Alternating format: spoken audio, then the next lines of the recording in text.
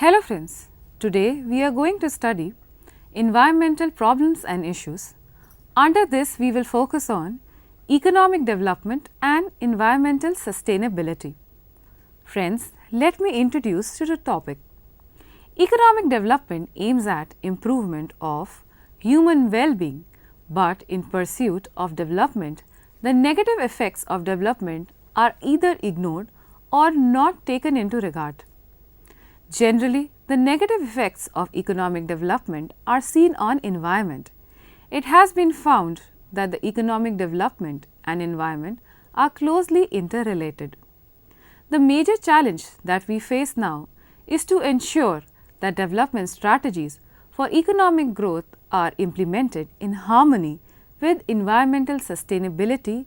The major issues in this regard are related to environmental management, wealth creation, institutions, equity, poverty, energy, trade, human health, ecological sustainability, climate change, biodiversity and consequences of rapid urbanization.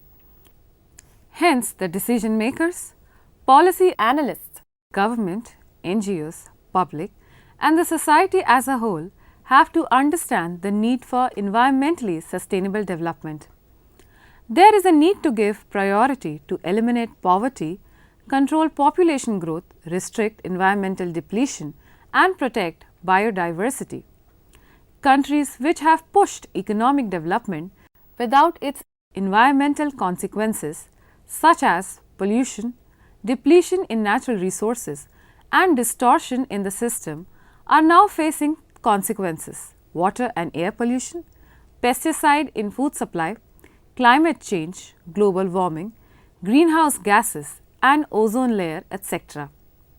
From this, it can be inferred that while pursuing for development, the adverse effects of development on the economy should be taken into consideration. This is especially in the context of environmental degradation and loss of biodiversity. Once the biodiversity loss has escalated to the point of no return, reversing the situation is impossible. Under such circumstances, societies will have to adapt to and cope with environmental changes and see too negative an effect on their livelihoods.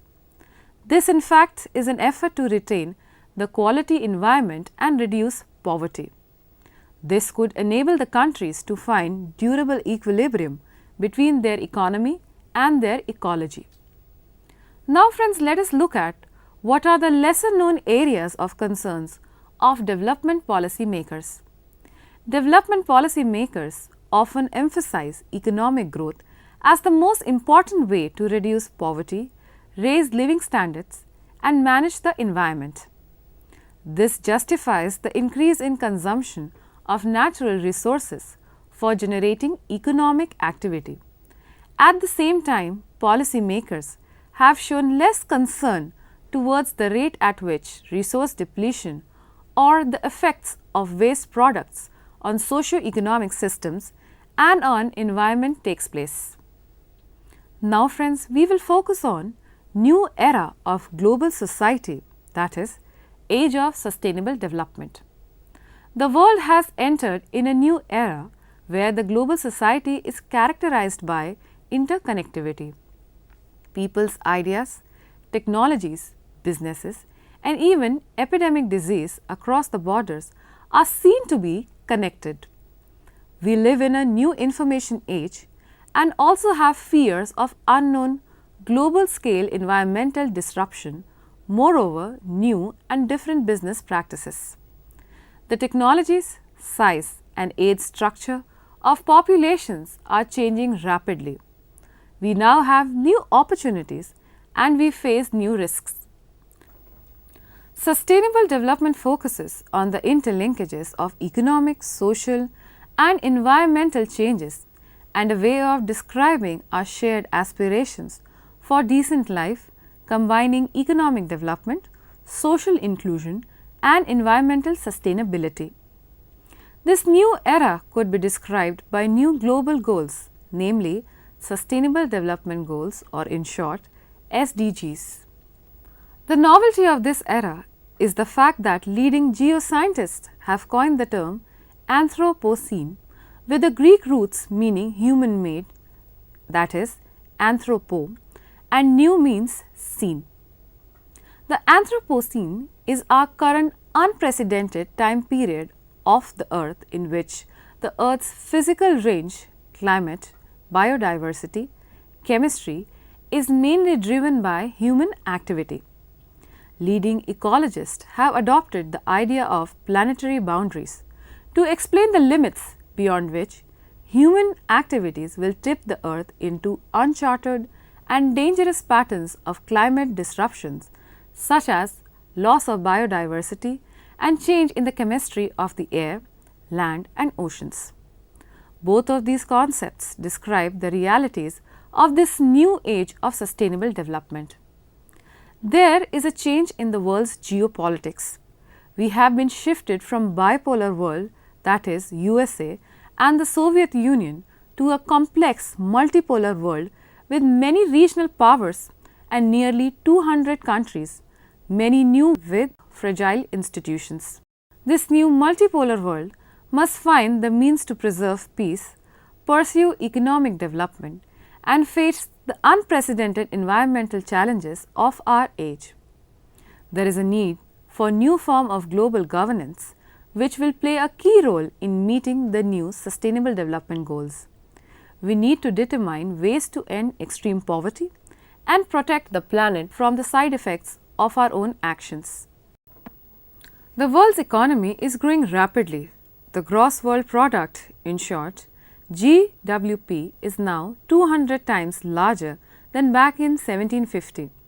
It is also now increasing, interconnected through trade, finance, technologies, production flows, migration and social networks. But because of unequal income distribution between the countries and within the country, it is creating a threatening situation to Earth itself.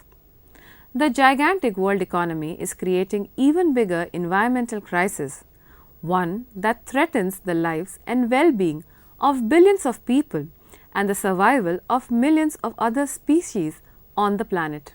Environmental threats are arising because of human activities, which is changing not only Earth's climate but also the availability of fresh water, the ocean's chemistry and the habitats of other species. This in turn brings changes in the functions of key processes such as the cycles of water, nitrogen and carbon on which life depends. Sustainable development tries to make sense of the interactions of three complex systems: the world economy, the global society and the Earth's physical environment. This course can be changed by way of combining economic development with environmental sustainability. Sustainable Development Goals, in short SDGs, can help us to guide the future course of economic and social development on the planet. Sustained development calls for a world in which economic progress is widespread, extreme poverty is eliminated, social trust is encouraged through policies that strengthen the community and the environment is protected from human-induced degradation. In reality, sustainable development recommends a holistic framework in which society aims for economic, social and environmental goals. In brief, sustainable development goals call for socially inclusive and environmentally sustainable economic growth. Sustainable development envisions 4 basic objectives of a good society: economic prosperity, social inclusion and interrelation, environmental sustainability and good governance and business. The important challenge that our generation is facing is to achieve sustainable development for our own populated, unequal and degraded planet. The Sustainable Development Goals must show a pathway for the future development of the planet. Number 4. Connections between environment, development and sustainability. Since early 70s, it has been realized that environment, development and sustainability are interrelated. The brief history of these 3 connections can enable us better understanding of these connections. Number 1. The term sustainable as applied to ecosystems was first used by fisheries managers as maximum sustainable yield to denote the maximum fish catch per year consistent with a stable fish population. Number 2. In 1972, at the United Nations Conference on the Human Environment in Stockholm, the challenge of maintaining sustainability in the context of economic growth and development was first brought to the global forefront. Number 3. In the same year, the book Limit to Growth, with empirical support published by Club of Rome, which forcefully argued that continued economic growth on the prevailing economic patterns would collide with the Earth's finite resources, leading to future generation to overshoot and collapse. Number 4. The phrase sustainable was introduced 8 years later in an influential publication entitled World Conservation Strategy, Living Resources Conservation for Sustainable Development in 1980. This path-breaking publication mentions that human beings in their quest for economic development and employment of the riches of nature must come to terms with the reality of resource limitation and the carrying capacity of ecosystems, and must take into account of the needs of future generations. The purpose of the document was to help advance the achievement of sustainable development through the conservation of living resources. Number 5. The United Nations Commission on Environment and Development, whose chairman Gro Harlem Brundtland gave a classical definition of the concept of sustainable development, one that was used for the next 25 years, which was: sustainable development is development that meets the needs of the present without compromising the ability of future generations to meet their own needs. This innovative definition of sustainable development captured the concept of intergenerational natural resource distribution. Number 6. One of the key principles of Rio Declaration in 1992 was that development today must not threaten the needs of present and future generation. Point 7. In the literature on sustainable development over time, we find that its definition changes its dimensions and evolution into more practical approach. It focuses less on intergenerational needs and more on the holistic approach, linking economic development, social inclusion, and environmental sustainability. The United Nations World Summit on Sustainable Development, in short WSSD, in Johannesburg in 2002, came out with plan of implementation and emphasized the integration of the three components of sustainable development, such as economic development, social development, and mutually reinforcing pillars. The concept of intergenerational justice remains, but it is now secondary to the emphasis on holistic development that embraces economic, social, and environmental objectives. Number 8. The holistic version of sustainable development was again emphasized in a comprehensive manner in Rio +20 Summit in 2012, in which we focused on the future we want, that puts the aim of sustainable development in this way.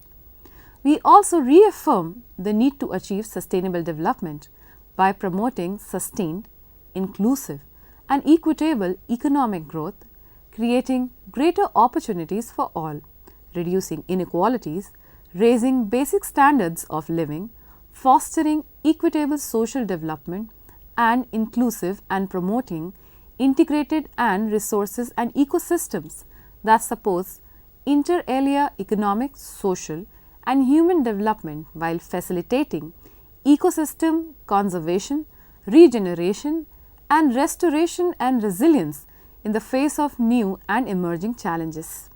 The Sustainable Development Goals shown in this document are to be based on three-part framework. The Sustainable Development Goals were announced in The Future We Want. The SDGs should address and incorporate in a balanced way all three dimensions of sustainable development and their interlinkages. We also underscore that sustainable development goals should be action-oriented, concise, and easy to communicate, limited in number, aspirational, global in nature, and universally applicable to all countries, while taking into account different national realities, capacities, and levels of development and respecting national policies and priorities. Governments should drive implementation of the Sustainable Development Goals with the active involvement of all relevant stakeholders as appropriate. Point 5. Sustainable development as a normative approach. Sustainable development is a way to understand the world as a complex interaction of economic, social, environmental and political system. It envisions a proper functioning society, one that delivers well-being for its citizens today and for future generations. It urges us to have holistic vision of what good society should be. A good society is one which is free from poverty, inequality and discrimination, having cohesion, cooperation and togetherness and fairness. It is being a good steward of the natural environment and should be functioning with good governance. A good society is not only economically prosperous society but also one that is also socially inclusive, environmentally sustainable and well governed. Number 6. Pathways to sustainable development. Number 1. To understand the interlinkages of the economy, society, environment and politics. Number 2. To do something about the dangers we face to set sustainable development goals and to achieve them. Number 3. To find a global path made up of local and national path in which the world promotes inclusive and sustainable economic development, thereby combining the economic, social and environmental objectives. Number 4. To have good governance of both government and businesses. This would take care of the rule of law, accountability, transparency and responsiveness to the needs of stakeholders. If we can wisely design our business practices and technologies, undoubtedly sustainable development is both feasible and affordable. Now friends, let us summarize this session. As we have seen the connections between environment, development and sustainability and also explain the holistic approach to achieve sustainable development goals, pathways to sustainable development goals and the concept of good society. It is worth quoting John F. Kennedy here. In his famous peace speech in June 1963, he said, "By defining our goal more manageable and less remote, we can help all people to see it, to draw hope from it and to move irresistibly